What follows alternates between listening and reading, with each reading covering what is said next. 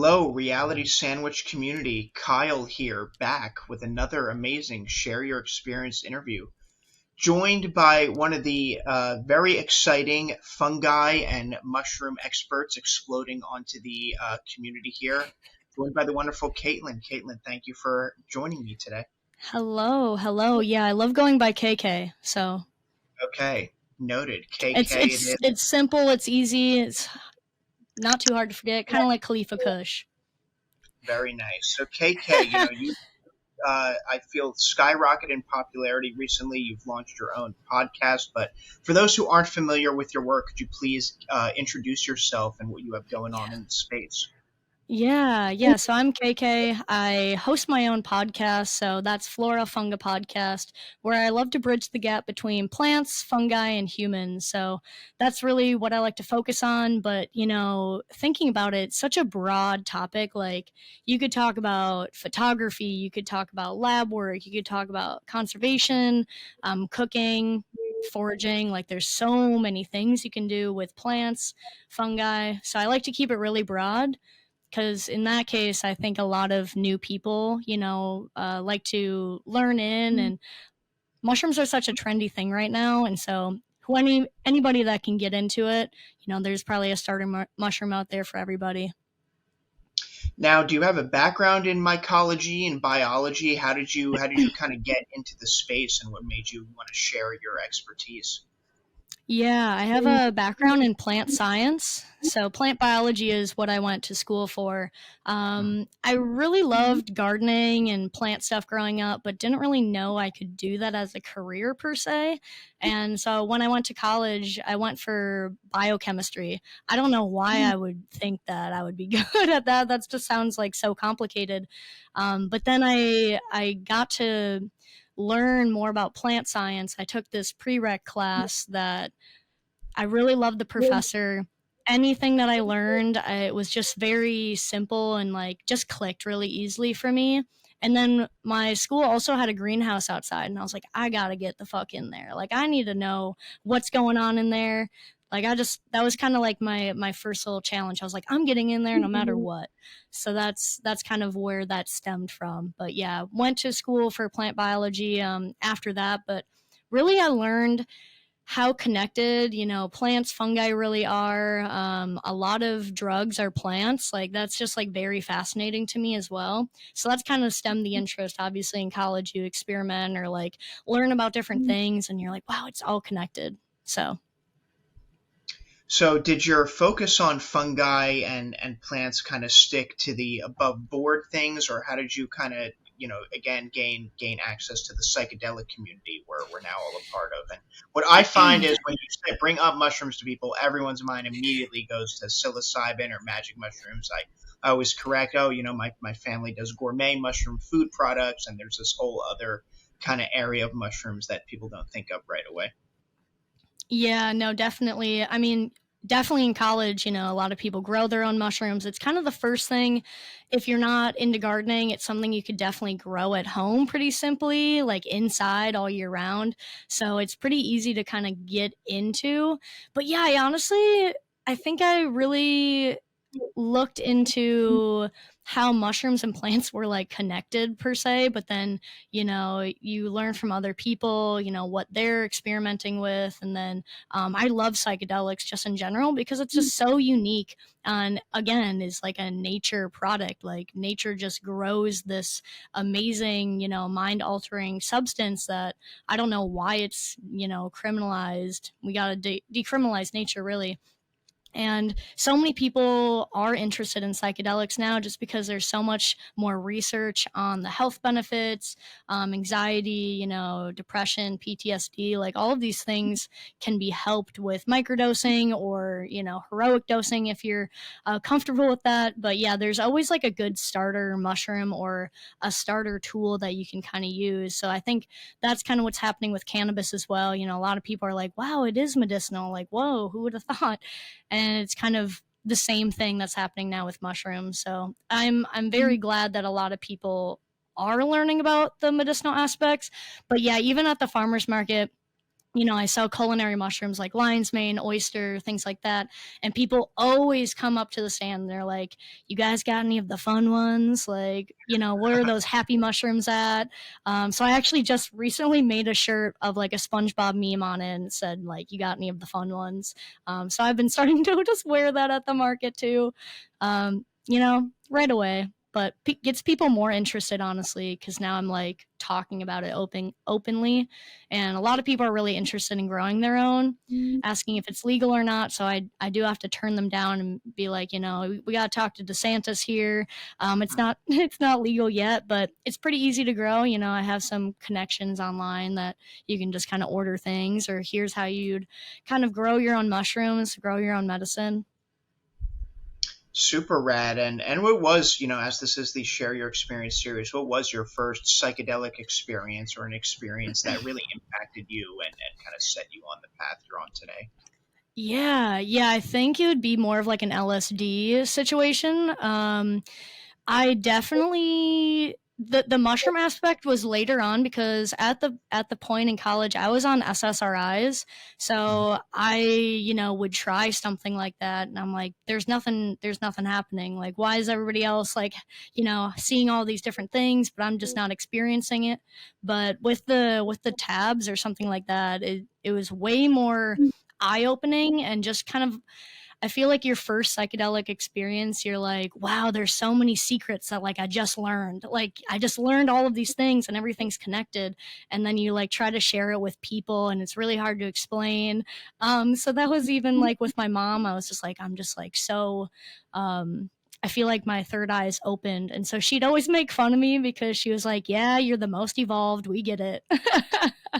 And because she's now just starting to like really get into that space too with she's tried cannabis drinks, and now I've also given her a little microdose, so she's experimenting with some things, which is really crazy to think because my mom is just very more uptight with that stuff, but now she's learning from the news or other health benefits, and she's like, okay, there might be something about it. I was like, I've been telling you for 10 years now, and now you decide to really like trust it just because the news covers it. But Exactly, mhm. helping break the stigma there. What was the dosage and what was that set and setting with the experience? Yeah. So it was really funny because I remember I was first year in college, and my friend always like had some connect to like something crazy. We're like, okay, like honestly, like I feel like this is the time to really try out some of these things. First year, whatever, definitely was on academic probation, so we don't need to talk about that. But I was signed up for a co-ed soccer team. And my friend was like, hey, I have these tabs, it'd be cool to kind of like go out tonight and like walk around campus. So after the soccer game, we were just kind of hanging out in the dorm room, and my friend said, let's start with half, and then once it kind of hits, you take the other half. So that's actually what I did, and I love that approach. I feel like nowadays I would like really microdose stuff. I'm not too big on like the heavy hitters right away again. But I definitely like to microdose more of the tabs and mushrooms and things like that. But yeah, so first time was half, and we kind of ventured around, just enjoyed, we had a huge friend group of like 6 people. And we were just walking around campus, probably 11 p.m. And I decided to have shoes off, so I was barefoot, and it was the time where there was like sprinklers going off on campus, so it was like late at night, so we were just like running around and like drinking water from the sprinklers and hugging trees, and it was just such a fun experience. And I was just with a really fun group of people. Few of the friends, like this was not their first time, but definitely a good chunk of us it was. And so it was a really great group because they really had that mitigator. We sat and watched the stars, and it was just like thinking about it now, it was so crazy to look up at the sky and see all the stars. I feel like there's like a whole circus going on up there, and just like so much movement and visuals. And I feel like I've never really gotten back to that point. I feel like maybe your first time is just very like, whoa, there's so much happening. Um, And I do remember on campus there was a cop, and there's a cop talking to some other people, and some of my friends were like, "Let's go up and like chat with them," and I was like, "No, I'm gonna be in the woods. Like, I'll be out in nature hugging trees." So yeah, they're just really interested in like other people and like things happening, and I was just like, "Yeah, no, that's not for me." I'm very if I'm gonna be taking something like that, I'm very into the woods, no technology. Love having music though. Like I remember saying to myself, I wish I was a boombox. Like I wish like myself was like the speaker and like bass was just coming out of me. So yeah, like weird stuff like that. Beautiful. And had you, and then how did, with that experience, did that evolve into you wanting to try psilocybin mushrooms more, or did you stay focused on the gourmet, herbology side? Yeah, no, I feel like I really wanted to try a lot of different things just because I was kind of already in that mindset. I was like, um, even in the dorm room, I remember ordering San Pedro cactus. Wow. You can just like order kind of whatever from the garden store. I was trying to do like, I was ordering like morning glory seeds. And this was before I even really learned about like plant families, but like sativa or salvia is something that I tried ordering. And then if you know about plants, though, they have like their own genus called salvia, so it's not the same as like the drug salvia. So for sure, we were just like trying to smoke like the other type of plant salvia. So yeah, we I've learned from my mistakes. They're different, very different. hmm but yeah, no, Absolutely. yeah, ventured into the mushroom space a little later when I did get off of SSRIs. So I was like, whoa, okay, cool. This is actually more of what it is. To me, I feel like LSD is a little obviously more intense. I feel like there's a lot more happening maybe in my mind compared to mushrooms, but I hear the opposite from other people. A lot of people say that mushrooms like are way more intense, but maybe it's like what you start with or what you're maybe more comfortable with or the dosage, obviously.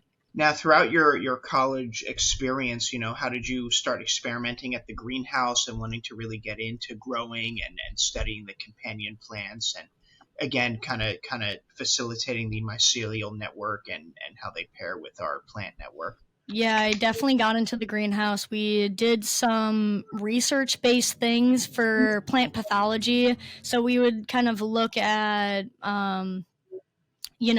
respiration with plants and like, growing these corn and like how does this give off more, respire more compared to other plants. So it was a lot of plant centric things. And back in 10 years ago in college, nobody was really talking about mushrooms. I was kind of the lone person talking about that. You'd have soil science and plants, and that was really all there was back then. But I would always try to include fungi in somewhere. So if I had to do a presentation on like this crop, I would pick like a soybean mold, like a fungus pathogen that would like infect it, and so I would try to like cover that sort of stuff. And it was kind of fun because none of my professors knew what I was talking about because they're like, we know like plant stuff and like how plants work and soil and how that works, but we don't really know how fungi work. And so it was kind of cool. I could just like talk about stuff and they're just like, yep, sounds good enough to me. So that's kind of like a hack. But nowadays I feel like mushrooms are pretty, up there. A lot more universities are covering it a little bit more. But yeah, I'd always try to tag team with mushrooms and fungi in my presentations of some sorts, just because I was like, they deserve, both. It's all connected.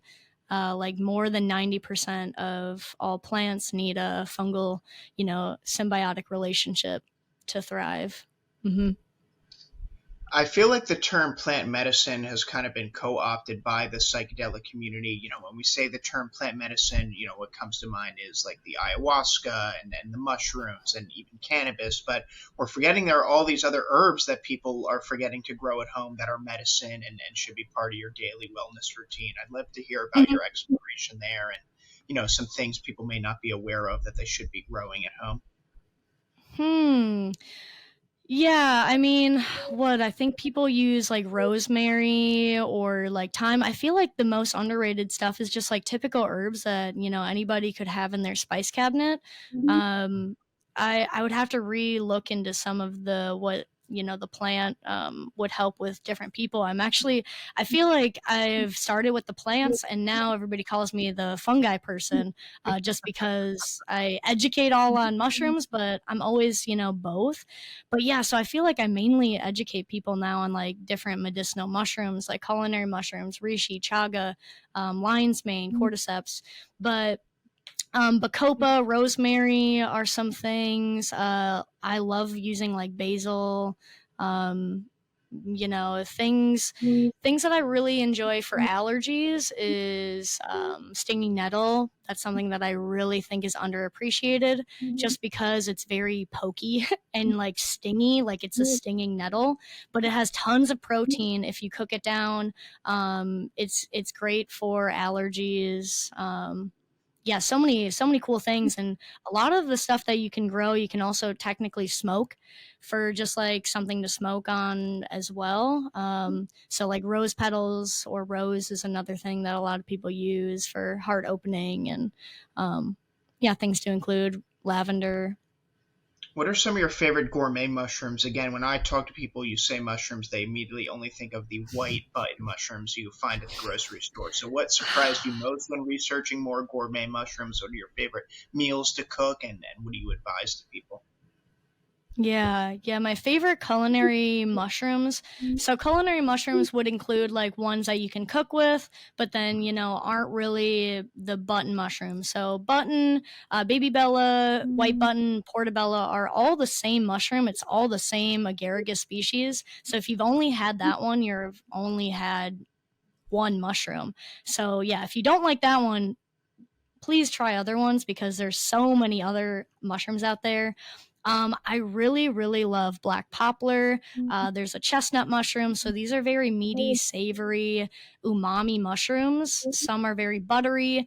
Some are kind of like a meat substitute. So, like lion's mane's a really good one that people like to use medicinally, but also a very tasty and more versatile mushroom because you can make like faux crab cakes, pulled pork. I mean, you name it. If you want it to taste like chicken, you can do that. If you want to taste like a steak, people press them and like turn them into steaks. Um, and then, oysters are really good too, lowering blood pressure, cholesterol. All mushrooms actually lower inflammation. So, as little as a quarter cup of mushrooms a week lowers inflammation markers because of the statins in them. So, that's lowering cholesterol. You got all of your minerals, nutrients, a little bit of protein as well. So, it's just a really good whole food to include into your everyday diet, honestly.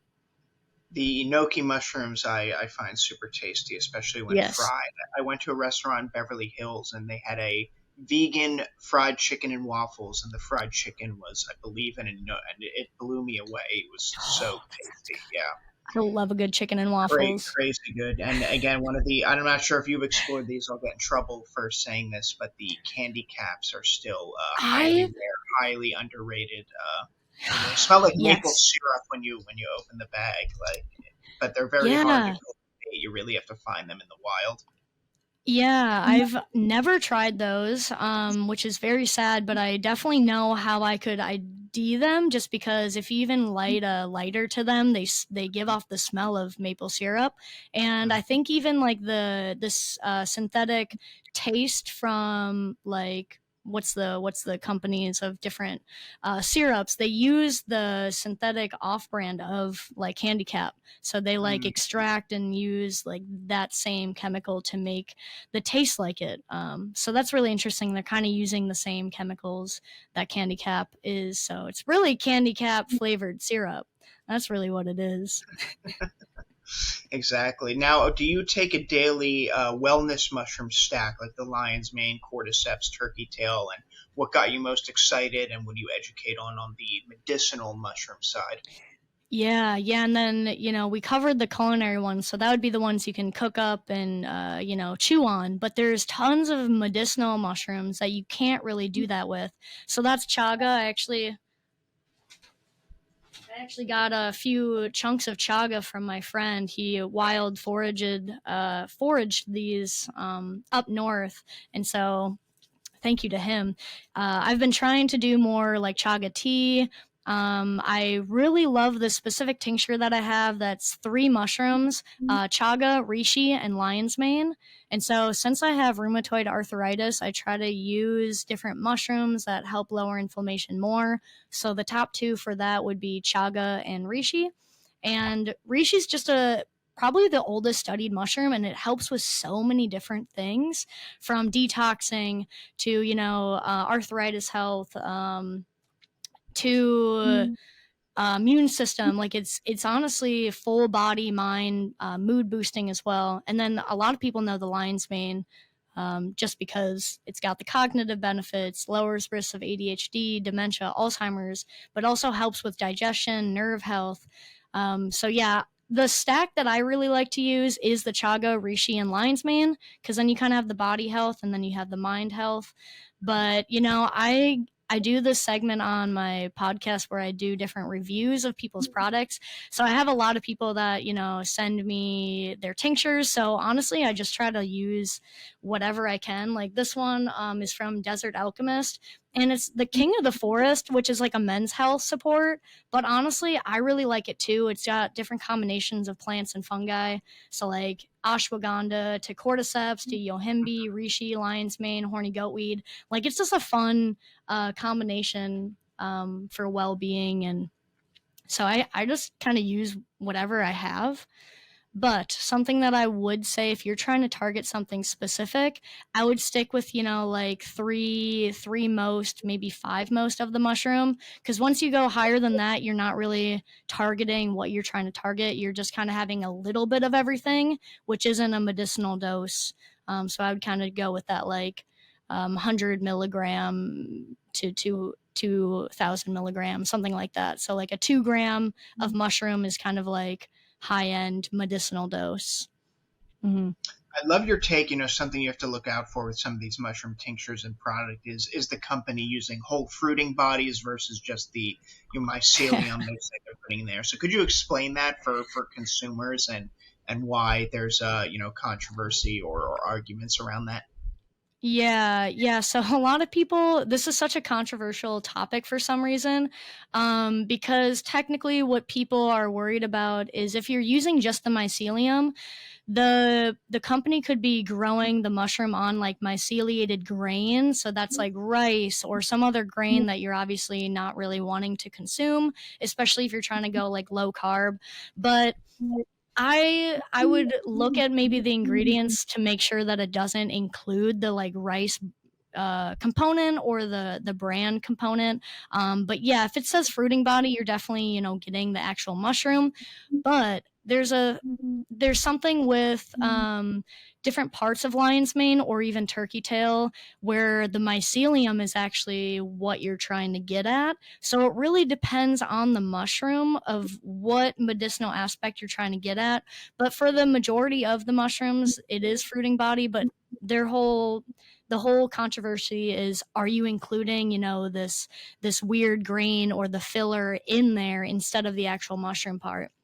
And people talk about Paul Stamets' company, and I interviewed them and Fungi Perfecti, and they were saying that they like to cover the mycelium because everybody's covering the fruiting body. So it's also that kind of starts another thing of like, really? Or like, where's your science really, funded at? Are you funding the research? Like who's funding, who's paying for the research? And that's something you could dive deep into as well. But I hope I kind of answered your question. Yeah, perfect. Something I covered on Reality Sandwich, and a clip that was going viral for a hot second, was Paul Stamets on Joe Rogan, and he kind of tensed up or said something about portobello mushrooms. I'm curious if you kind of dove into that, or what the story was behind that. Yes. Yeah, you're asking some good questions. He does not like agaricus species because they have mycotoxins, but all mushrooms have mycotoxins.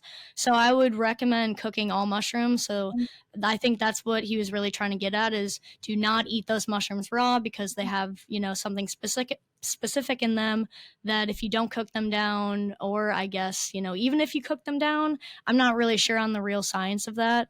But yeah, so he doesn't like them because of that mycotoxin in there. And Um, again, that's controversial because probably 80% of mushroom farmers in the U.S. focus on just the white, brown, and then that evolves into the that's portobellos. brilliant because now you have to buy it from him, and like that's Right. but they are definitely different mushrooms. Like I like to educate, if you're looking for portabella, baby bella, those are grown more on compost manure. Those are different types of mushrooms that the ones that are culinary, which are growing on wood or something you'd find on a walk in the woods. So they're different types of mushrooms consuming different things. So that's kind of the main difference. So you usually don't really, if you're growing the culinary ones, you don't really do the other ones. Just because it's a different substrate, you'd have to have all these different, things to house that as well. Are you able to locally forage mushrooms in Florida? What kind of species are popping up there versus, again, more people focus on the Pacific Northwest or Northeast, obviously being in the forest gives itself to some other varieties as well. Yeah. Yeah, I wish we had morels down here. The border of Georgia and Florida is where the morels stop, unfortunately. But we do still have a lot of chanterelles. That's kind of our main mushroom that a lot of people are foraging for. We have a lot of boletes.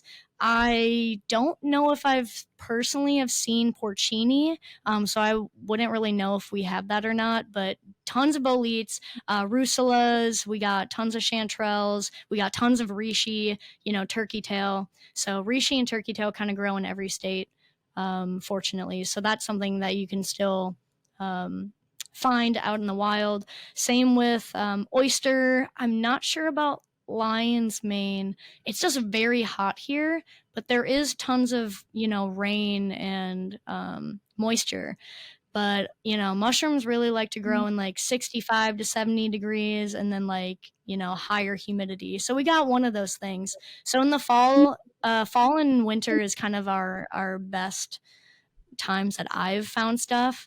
But also it's very swampy here. So it's kind of like, you could run into some gators, saw palmetto. So that's like a palm that actually has serrated leaf stems. So if you're walking with bare legs, you'll get cut up. And I feel like the biodiversity here is not as great as when you go into more of like deciduous. So maybe it's just, the southern half of Florida where it's just a little bit too tropical per se, but there's tons of tropical oysters as well, like the pink or yellow or something like that. So there is a few things that you can forage here, but nothing beats the Midwest, nothing beats the Pacific Northwest. What excites you most about the mushroom community? What cool events are you going to be attending coming up? What keeps you inspired?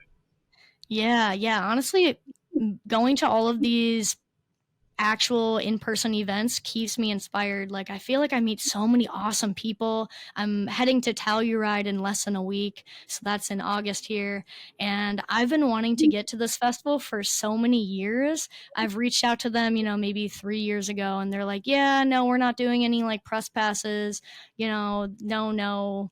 And then this year I approached them and they're like, yeah, we've been actually seeing how much you've been improving the past years. We would love to kind of have you. So I'm doing a whole talk on lichen 101. So I tried to approach them with a better idea that nobody else is really talking about. And so I was like, I feel like the next thing would be lichen. Not a plant, not a fungus, something much weirder. So that's Something my soon to be event. I'm also going to be doing the end cap speaking at Ohio Mushroom Festival. That's in September. And I think I'll stop at the Olympic Peninsula Fungi Festival again this year in October. So that's in Port Angeles, Washington. So I was there the past 2 years, and I'm just going to attend this year, bring my family, venture around over there. So awesome. Could I you got give some us really a cool trips. could you give us a tease of your lichen talk and what we can expect from that? Yeah, yeah. I really want to dive into like the medicinal lichen. So a lot of people are covering how mushrooms are very medicinal, but I was learning how many medicinal lichens there are. honestly, from, different cancers to diabetes to arthritis, like there's different species out there that can help with all of these things. And I feel like we still haven't even discovered all of them. So there's just like so much more scientific articles being released, and that's really why I love the mycology space, the plant biology space. There's always like new research brewing, and so I like to cover that on the podcast too, called Juicy News, where I kind of break down different scientific articles and more digestible bits for people.